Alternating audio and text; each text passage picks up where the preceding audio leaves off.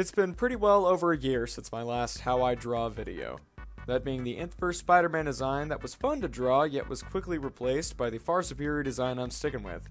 Hoodie Spidey has gone the way of the Andrew. Side note, but Spider-Man PS4 really opened my eyes to the fact that Spidey really needs white in his suit. It looks so good. But that's not what we're here to discuss today. Today I'll be walking you through my process of drawing a LEGO minifigure, 2022 edition. It hasn't changed so drastically since my last one, but if you watch my live streams, which you should, they're fun, you'll know I have this down to a science at this point. And it's just really fun anyway. Our subject is Straw Hat Luffy, from the shonen manga One Piece, something I've really enjoyed since I got into it at the beginning of the year. And don't worry, there's enough new here to justify the price of admission, so please enjoy.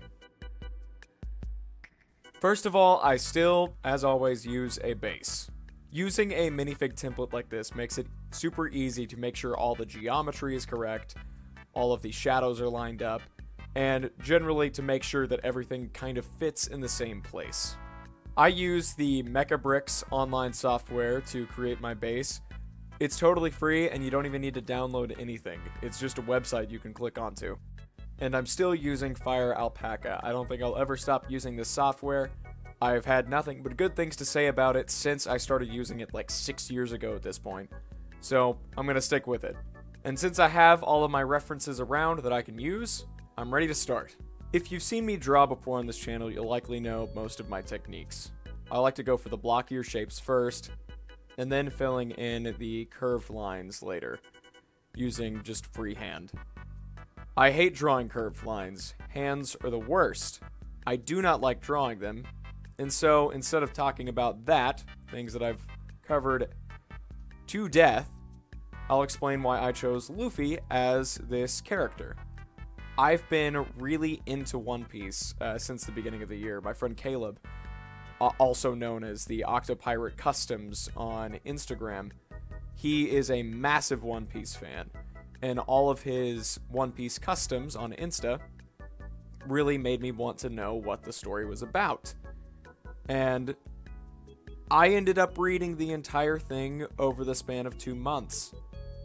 That may not sound like a huge deal.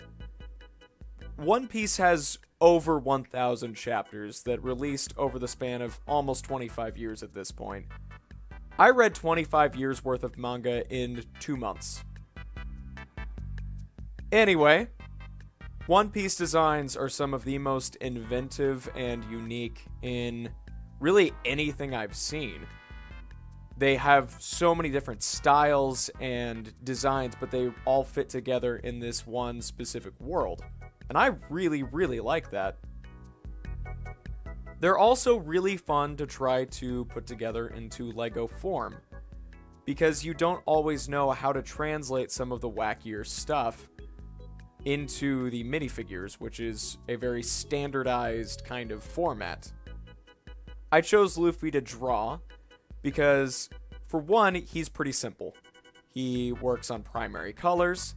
He doesn't have that many different shapes that would be difficult to approach, but he's still very distinct, very full of life, and that's what I wanted to try to replicate here.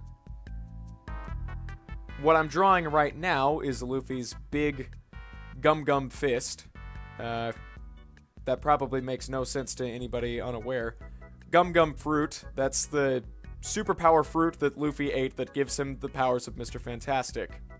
Speaking of which, the arm and fist combo there was sort of created by CM4Psy for his Multiverse of Madness set for Mr. Fantastic. And I thought that worked super well for Luffy. This is also my first how to draw video showing how I draw new pieces. And a lot of people have asked me how I've done that over the years, and I just don't think I've really shown it. New pieces are difficult because you want them to feel as much a part of the LEGO style as possible while still feeling pretty unique. And a lot of that is down to geometry. LEGO is very shape-based. And if you don't have the right shapes or the right line work or the right shadows even, it won't really feel like it's a part of the same Lego style. And it's something that I've practiced so much over the years. Mecha Bricks is really useful when it comes to making new pieces, because unlike LDD, which I used to use a lot, you can merge pieces when it comes to putting them together, and they can overlap. And you could get something like the scarf piece right down there. And when it comes to the Straw Hat, you know it has to be perfect, because Luffy's entire personality and story is based around the Straw Hat and the Straw Hat crew. To do this, I used a bunch of different pieces merged on top of each other. You have the coal hair there at the bottom for Luffy's hair peeking out, a wide-brimmed hat, and a bowler hat to get the rounder shape on top. Merging these together can give you the correct shape, but you still have to work around, mess with the stuff a bit to where it looks perfect. And that's something I struggle with a lot, because again, curved lines. I hate making curved lines.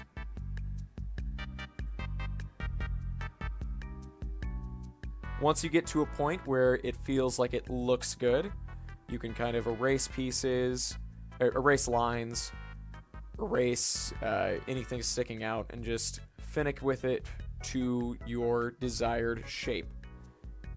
Again, Fire Alpaca's transform tools are really useful here, because you can position it as much as you want.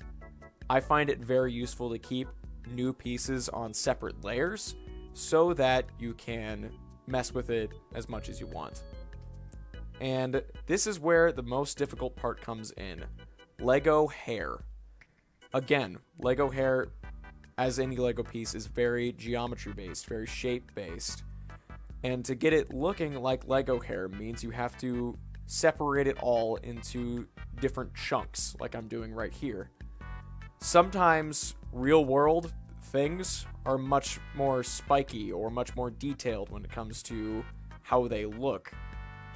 And especially based on different action figures and stuff, it gives more room for detail, but Lego bricks are much smaller. They need to capture the look of the thing it's based on in very little real estate. You need to put the lines in the right places to where it looks like it could function in our 3D world instead of just the 2D drawing. And that's something that I was never good at until recently, when I've tried to put it together in practice. And right now I feel like my Lego hairs look very realistic, and that's something that I'm going to put on my tombstone. I can draw Lego hair. It's a very dumb achievement, but it's an achievement nonetheless. And the reason I have the Funko Pop there as a reference is because it is another toy that uses very little real estate when it comes to the molds used. And so it's fun to look back at that, see how they do it, and compare it to how you do it. And now comes the coloring. Luffy is very simple when it comes to colors. He's pretty much just tan skin color and primary colors for his pants, his shirt, and his scarf. Coloring is something that I always find to be one of the most fun parts of the drawing, because that's when you can start to really see it come together. I always color on a different layer, because if you accidentally end up coloring on the same layer, that can be really annoying to go back and fix. So always make sure that you are making, honestly, probably way more layers than you think you need to when drawing anything. Also, I'd drawn a Luffy before. Enjoy the look at post-time skip Luffy. But I thought it could do better, so this is why it's pre-time skip Luffy. Meaning, this is Luffy from the new world. And I recognize that probably nothing in that sentence made sense to somebody who doesn't know what One Piece is, and I'm fine with that. I spent this time trying to figure out how to make a new face for Luffy, based on the one I'd already drawn, which I thought was pretty good already. And it just wasn't working. There's very few expressions that you can draw for Luffy that still feel like Luffy, because he's always smiling. And different smiles, I guess, maybe, but still, doesn't always work.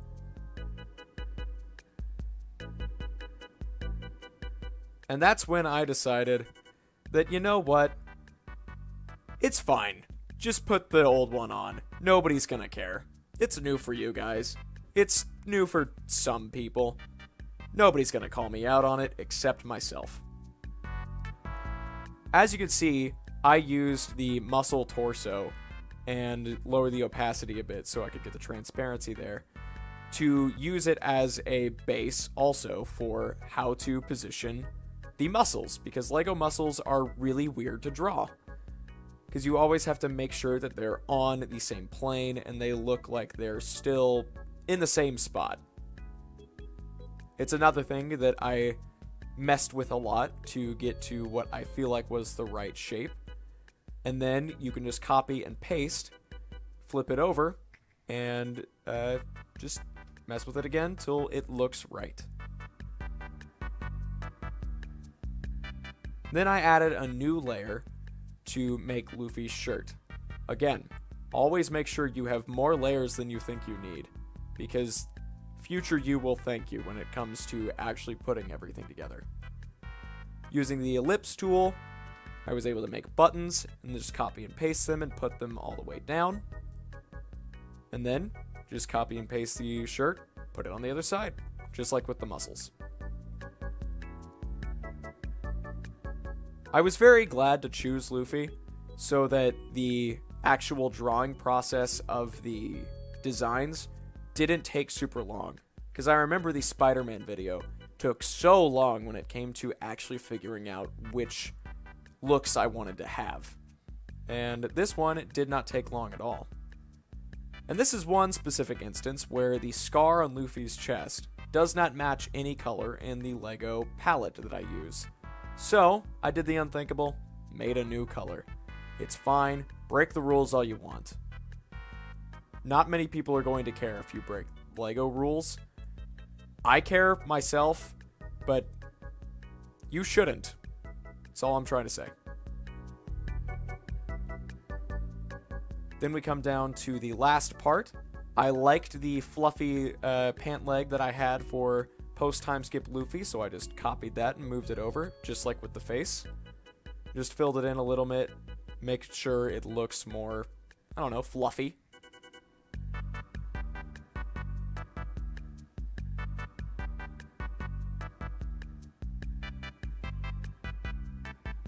And then finally, we have the sandals. I again tried to copy it, paste it on there, but the geometry was off, so I had to go through and draw it again. Usually, I try to be as lazy as possible when it comes to drawing these things, because laziness means that you have your methods down to a science. Sometimes that doesn't work, and you have to make new methods so that you can be lazier in the future. It's all about the investments.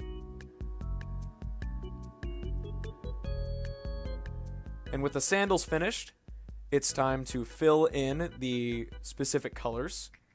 Again, new layer. Always make new layers.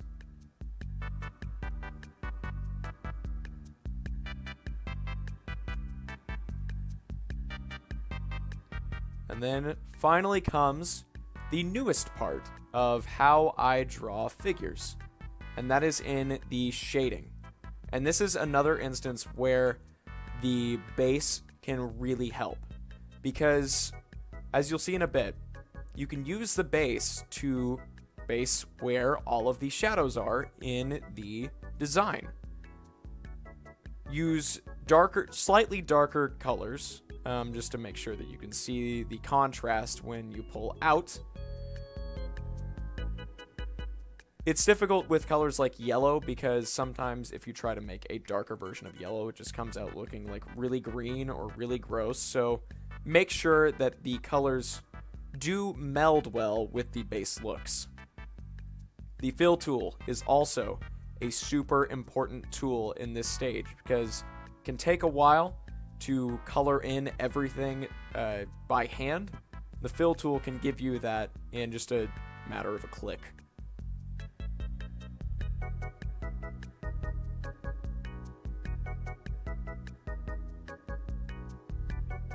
If you want to show off, try to use the shading, but without basing it on anything. I don't think it's going to matter much in the long run, but you'll have that pride. And when shading with black, make sure that your black base color is bright enough that you can still see the contrast of the dark when you eventually blend it together. That's something that I've learned over the years, and the lighter black definitely helps make it stand out more.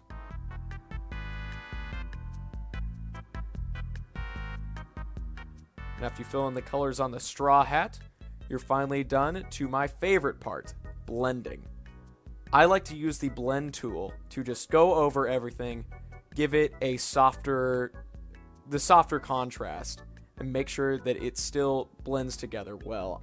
I don't really care much about blend size because I like to give mine a painterly quality, and if some of the colors are bleeding into each other, I really don't mind all that much because it looks like it's part of a painting. And I did forget to mention, my brush sizes for the outlining and the designs are usually 15 pixels. I know that's probably useless at this point at the end of the video, but still there anyway. And with that, Luffy is complete. I hope you've enjoyed the third installment in this series.